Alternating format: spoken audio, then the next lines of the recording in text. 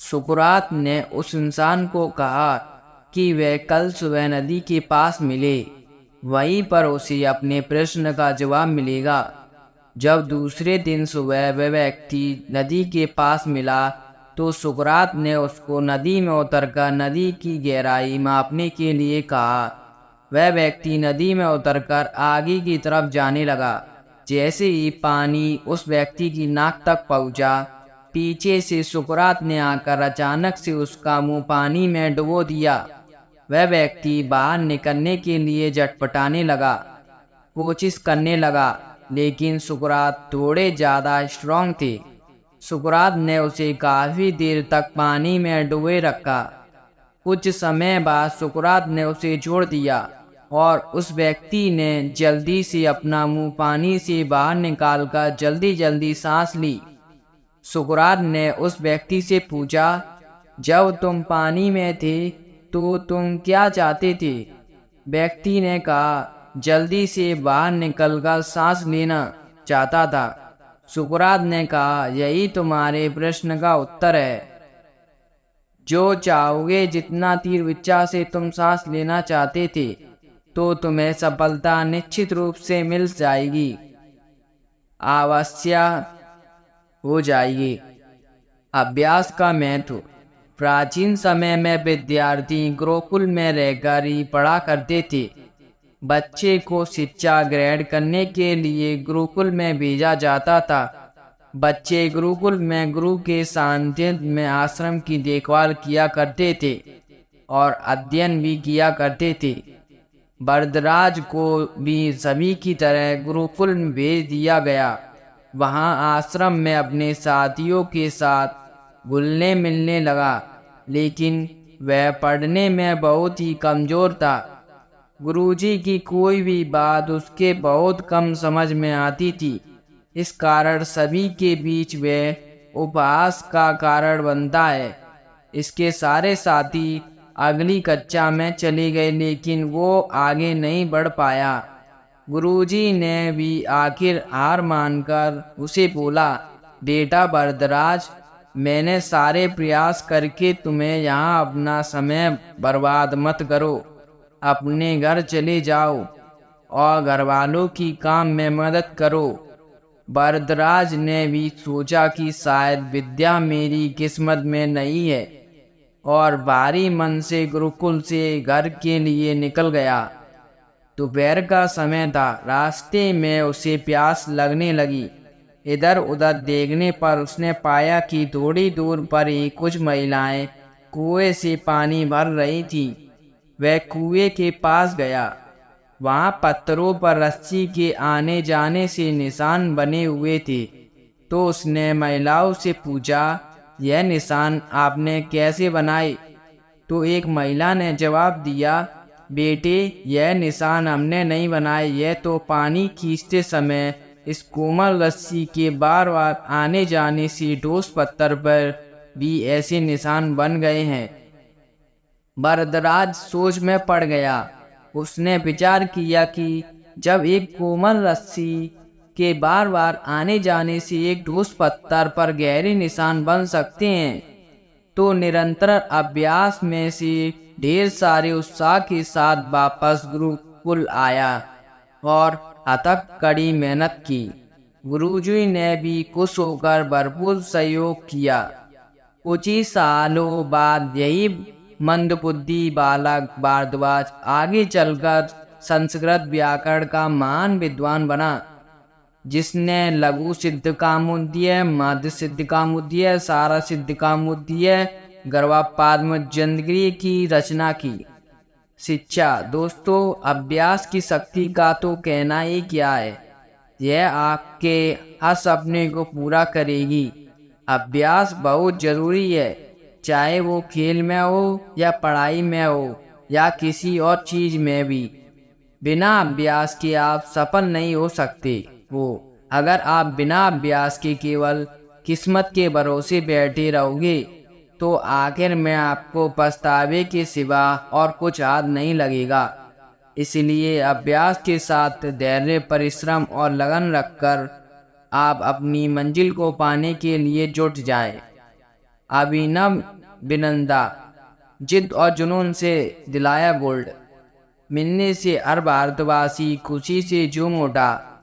बिनंद्रा की जिद और जुनून ने उन्हें इस मुकाम पर पहुंचाया है।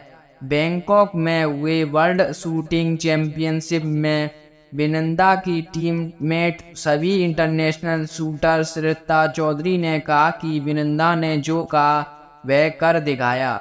श्रेता मामूली अंतर से ओलंपिक टीम में जगह बनाने में नाकाम रही। श्रेता ने बताया कि बिनंदा ओलंपिक गोल्ड के लिए पिछले 4 साल से अनवरत मेहनत कर रहे थे। बिनंदा ने जो कहा वह कर दिखाया।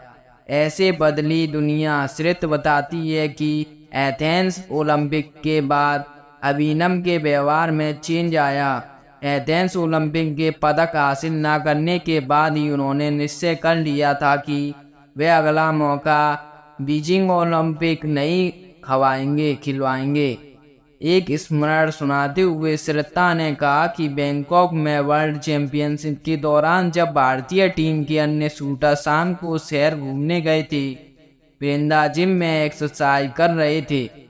शायद अभिनव को एथेंस सदमा ऐसा लगा कि उनके व्यवहार में काफी परिवर्तन आ गया।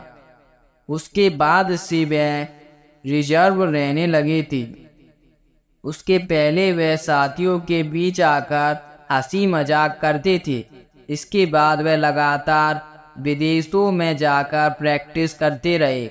अभिनव बिनंद्रा, जिद और जुनून ने दिलाया गोल्ड। श्रेता ने बताया कि बिनंदा ने स्वयं ही अपने लिए प्राइवेट कोच, पादगलॉस्टिक व फिजियो नियुक्त किया था। इसके बावजूद छोटी प्रतियोगिताओं में उनके मेडल न जीतने पर कई बार उनकी आलोचना भी हुई, परंतु उनको जानने वाले जानते थे कि अभिनव में वह क्षमता है जो वक्त आने पर बड़ी प्रतियोगिताओं में अवश्य दिखेगा। उनका टारगेट ओलंपिक ही था। भारत रत्न प्राप्त डॉक्टर APJ अब्दुल कलाम। अब्दुल कलाम का जन्म 15 अक्टूबर 1931 को तमिलनाडु के एक गांव धनुषकोडी में हुआ था। इनके पिता मछुआरे को किराए पर नाव देते थे। अब्दुल कलाम ने अपनी पढ़ाई के लिए धन किया। डॉक्टर कलाम ने जीवन में अनेक चुनौतियों का सामना किया। उनका जीवन सदा संघर्षशील रहने वाले एक ऐसे ही व्यक्ति की कहानी है जिसने कभी हार नहीं मानी तथा देश हित में अपना सर्वस्व न्यौछावर करते हुए सदा उत्कृष्टता के पद पर चलते रहे। 71 वर्ष की आयु में भी वे अथक परिश्रम करते हुए भारत को सुपर पावर बनाने की ओर प्रयासरत थे। भारत रत्न डॉक्टर अब्दुल कलाम भारत के 11वें राष्ट्रपति बने। वे भारत रत्न से सम्मानित होने वाले तीसरे राष्ट्रपति हैं। भारत के मिसाइल कार्यक्रम के जनक डॉक्टर कलाम ने देश को अग्नि एवं पृथ्वी जैसी मिसाइलें देकर चीन एवं पाकिस्तान को इनकी रेंज में लाकर दुनिया को चौंका दिया। एक बार एयरफोर्स के पायलट के साक्षात्मक में 9वें नंबर पर आने के कारण कुल 8 प्रत्याशियों का चयन करना था। उनके निराश होना पड़ा था। वह श्री ऋषिकेश बाबा शिवानंद के पास चले गए एवं अपनी व्यथा उन्हें सुनाई। बाबा ने उन्हें कहा, बाबा शिवानंद का कहना का आवश्यक नहीं है, ये सफलता आपकी दूसरी सफलताओं के द्वारा खोल देगी। तुम्हें जीवन में कहाँ पहुँचना है इसका पता नहीं, आप कर्म करो, ईश्वर पर विश्वास करो। डॉक्टर कलाम का जीवन हर उस नवयुवक के लिए आदर्श प्रेरणा स्रोत है जो अपने जीवन में एक असफलता मिलने पर भी निराश हो जाते हैं। डॉक्टर कलाम ने अपने सारे जीवन में निस्वार्थ सेवा कार्य किया। उनका राष्ट्र प्रेम और उनका देशभक्ति का जज्बा हर भारतीय के लिए सबक एवं प्रेरणा का पुंज है और हमेशा रहेगा। महान गणितज्ञ रामानुज धन के पक्के रामानुज का जन्म एक गरीब परिवार में 22 दिसंबर 1887 को तमिलनाडु के ईरोड कस्बे में हुआ था। इनके पिता एक साड़ी की दुकान पर क्लर्क का नाम करते थे। रामानुजन के जीवन पर उनकी मां का बहुत प्रभाव था। जब वे 11 वर्ष के थे तो उन्होंने एस.एल. लोनी द्वारा लिखित गणित की ज्ञान तो जैसे उन्हें ईश्वर के यहाँ से ही मिला था। 14 वर्ष की उम्र में उन्हें मेरिट सर्टिफिकेट्स एवं कई अवार्ड मिले। वर्ष 1904 में जब उन्होंने टाउन हाई स्कूल से स्नातक पास की तो उन्हें के रंगनाथन ग्राफ पुरस्कार प्रधानतक कृष्णा स्वामी अध्यक्ष द्वारा प्रदान की गया। वर्ष 1909 में उनकी शादी हुई। उसके बाद वर्ष 1910 में उनका एक ऑपरेशन हुआ। घर वालों के पास उनके ऑपरेशन हेतु पर्याप्त राशि नहीं थी। एक डॉक्टर ने उनका मुफ्त में यह ऑपरेशन किया था। इस ऑपरेशन के बाद रामानुजन नौकरी की तलाश में जुट गए। वह मद्रास में जगह जगह नौकरी के लिए घूमे। इसके लिए उन्होंने ट्यूशन भी किए। वे पुनः बीमार पड़ गए। इसी बीच वे गणित में अपना कार्य करते रहे। ठीक होने के बाद उनका संपर्क नेल्लोर के जिले कलेक्टर रामानंद राव से हुआ। वह रामानुज के गणित में कार्य से बेहद प्रभावित हुए। उन्होंने रामानुजन की मद्रास में चीफ अकाउंटेंट की ऑफिसर में क्लर्क की नौकरी भी मिल गई। वह ऑफिस का कार्य जल्दी पूरा करने के बाद गणित का रिसर्च करते रहते थे। इसके बाद वे इंग्लैंड चले गए। वहाँ उनके कार्य को खूब प्रशंसा मिली। उनके गणित के अनूठे ज्ञान को खूब सराहना मिली। बस 1918 में उन्हें ट्रिनिटी कॉलेज कैम्ब्रिज का फेलो चुना गया। वे पहले भारतीय थे जिन्हें इस सम्मान के लिए चुना गया। बहुत मेहनती एवं धुन के पक्के थे। कोई भी विषय, परिस्थिति, आर्थिक कठिनाइयाँ, बीमारी एवं अन्य परेशानियाँ उन्हें अपनी धुन से नहीं डिगा सकी। वे अनंत सफल हुए। आज उन्हें विश्व के महान गणितज्ञों में शुमार किया जाता है। 32 वर्ष की छोटी उम्र में ही इस प्रतिभाशाली व्यक्ति का देहावसान हो गया। दुनिया ने एक महान गणितज्ञ को खो दिया। आपको स्टोरी कैसी लगी आप हमें कमेंट करके जरूर बताएं और जाते जाते हमारे चैनल को लाइक एंड सब्सक्राइब करें। धन्यवाद।